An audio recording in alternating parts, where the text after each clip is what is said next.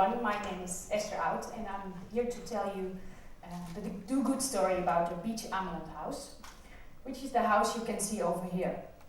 And my company is based in this beach house. Let me start at the beginning from the story. I was born and raised on the island Ameland, and after I finished my study, I started a professional career in kitesurfing. And during this career, I was able to visit many countries and beautiful places on our planet. And I was enjoying my time in the water, on the waves, and on my kite in the wind.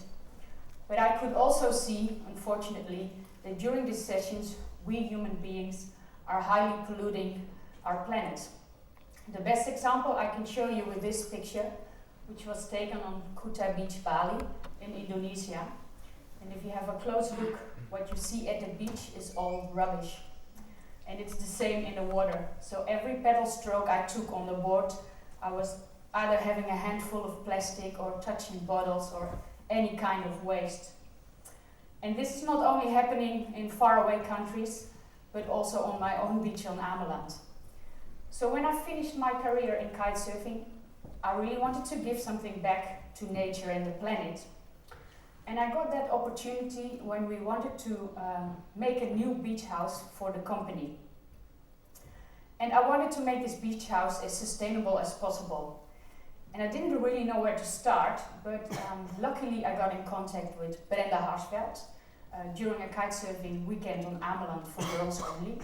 And she had a lot of knowledge about sustainability and also a big network. So she brought me in contact with the province of Friesland, and they brought us in contact with Cradle to Cradle Islands. And that was the first time I heard about Cradle to Cradle.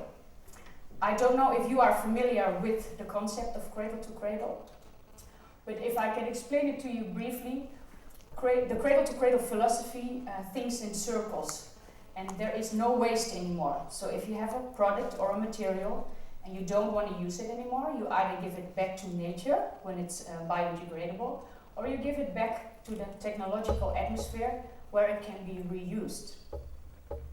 So with the help from the Cradle to Cradle Island group, which consists of several companies in the Netherlands, I got a lot of free advice and we could start off with the building. So we started trying to apply it to as many things as possible. So that was on the design, the materials, the water and energy systems, the local community. I also wanted to add some education to the project, the food and beverages, and the hardest one was the sport.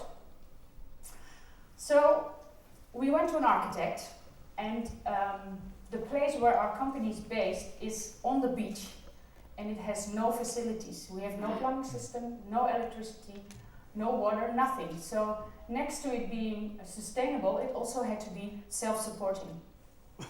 And the beach is a special place because, as you can see on the picture, the beach house is on a higher level, because when we have storm, the water needs to be able to flush under the building and back. And also when you put a building on the sand, within a couple of weeks you will have a big sand dune around it because of the wind. So with this design, it made it possible to have it on the beach for a longer time, several years I hope, and we don't have to dig away the sand all the time. Also, the building needs to be transportable, because every November we have to take it away from the beach, except for the funding of the building. The poles you can see consist of tree trunks, and these trunks are actually coming from the forest behind our location. So in that case, we didn't have a lot of transportation pollution. So I went to the local forest management, asked for 40 trees, and they chopped it down, which they have to do every year anyway to keep the forest healthy, and we were able to use them. I also found 2 used shipping containers, which I isolated with bioplastic and with sheep wool, which I got from the local shepherd. It was a pretty dirty job to clean the sheep wool, because I just got it off the sheep, and I was able to rinse it at the local swimming pool. They empty this pool at the end of the season, so I asked if I could wash my sheep wool in it. which I did, and you don't want to know how the water looked like after I cleaned it. Anyway, it's a great material to isolate your building. We don't have to isolate against the cold, but we do have to isolate against the heat. Then I covered the shipping containers with red cedar. And red cedar doesn't come from clothes. This one actually comes from Canada. But this kind of wood doesn't need a coating. And it's highly sustainable. They told me it should last for around 25 to 30 years. But let's see that. So most of it within this cradle-to-cradle philosophy was to gain in materials. And also you have to think about how you construct it. Because if you want to take things apart, you can't use glue. So we used like wood and rust-free steel and screws. So if one day we don't use the building anymore, we can completely take it apart and either give it back to nature or the technological atmosphere. Where we couldn't be cradle to cradle, we did a lot of recycling, reducing and reusing. So this is our bin.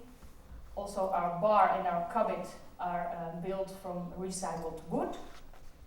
And the bar stools is actually from shipping wood from Indonesia, which I brought back, and we made some nice stools out of it. Then we needed to think about our water system. We use the water mainly for rinsing. So rinsing ourselves after we come out of the water after a surf session, but also rinsing the wetsuits, the materials we use, and we flush the toilet with it. What we do is we use an electric pump to pump up the groundwater, which is fresh water, and we rinse the gear ourselves, and then we directly put the water back on the sand. The sand works as a natural filter, and then we can pump it up again. The only thing we had to take care about is that we only use biodegradable soap or cleaning liquids. We also collect some rainwater from the roof, but this amount is very little. So most of the water comes from the groundwater, but with the rainwater we sometimes also flush the toilet and we can wash our hands with it. The black water from the toilet we collect in a big tank, and the best way to work in a cradle-to-cradle philosophy would be to put the black water on land as a fertilizer. But regulations don't make that possible because in our waste products, the feces and the urine, there's a lot of hormones and medicines, so you can't put it back on land. So we have to bring it at the end of the season to the plumbing system. The energy we use mainly comes from the solar panels. They are attached to a battery, and we run our fridge on it, and the music installation, and the electric pump for pumping up the groundwater. And it really works nice, these solar panels. It took a while for us to figure out how it exactly worked, but when it's sunny, it smiles, same as people, and it really reloads quickly. So with 2 solar panels, I think we're going to add another 1 or 2 this year, because I noticed that on hot days the fridge asks a lot of electricity, and we can use some extras with that. I also got a lot of knowledge, not only from the cradle-to-cradle island groups, but also from the local community. People from the island know best how to build on the island. So like the local tree doctor, but also with constructing the building. So the local people taught me a lot, but I also try to teach them about the cradle-to-cradle philosophy, and I hope they are going to use it in the future if there needs to be built something similar on the island. And within this project, I also wanted to show our visitors what we did, so add some education to it. I tried to do it in a fun way, because this waste you see is coming from my beach. And the left picture is only one run in front of the beach after a big storm coming from the north, because then all the waste from the ocean flushes on the land. And we worked together with the North Sea Foundation. They have offered us a system. There are sheets on our location, and people that collect waste from the beach can actually fill in the sheet what kind of waste they found, maybe where it's coming from, if it says it on the product. And they can send it to the North Sea Foundation. And in that way they can collect data about this waste problem, and we have clean beaches. And also Epea, the founder of Cradle to Cradle, helps us with the education on this part. In the Beachhouse we also sell some food and beverages, and we try to use as many local products as possible.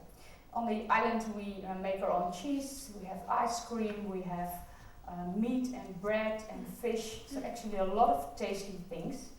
And the products that are not from the island, we try to make them as organic as possible, so it's also healthy. And the hardest thing within my company was to get the sports Cradle to Cradle, because the materials we are using are not that environmentally friendly. We use neoprene wetsuits, we have foam life jackets, plastic canoes, fiberglass surfboards, but there wasn't anything to find that was good for nature, except for the surf wax. So that's what we use now on our surfboards. The thing I did do is ask the manufacturers, like, what are you doing for the environment? And they are thinking about it and they're working on it, but still the products are not even near Cradle to Cradle. We did choose the best brand in the end that was most environmentally friendly. So this was very briefly what we did with the project within my company. And I was very happy and thankful I got this free advice from so many people, and they taught me a lot. And now I want to teach other people how I did it. So if you ever want to build something similar or know more about Cradle to Cradle, the best way of course is to bring a visit to Beach Aanland. But you're also free to contact me, and I'll give you all the advice and experience I have. Thank you for your attention.